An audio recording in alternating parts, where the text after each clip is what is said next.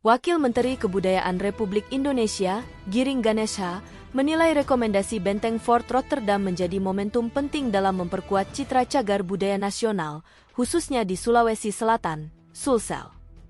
Hal itu diucapkannya usai menghadiri agenda Mewarnai Nusantara dengan Budaya di Benteng Fort Rotterdam, Makassar pada Kamis, 22 Mei. Ia menyatakan perubahan yang dilakukan memberi dampak positif terhadap masyarakat. Terlebih, Benteng Fort Rotterdam sudah dapat digunakan secara optimal. Sudah bisa digunakan untuk para pelaku budaya, para pecinta sejarah, para Gen Z, anak muda, hangout dan menjadi tempat untuk belajar, ujar Giring.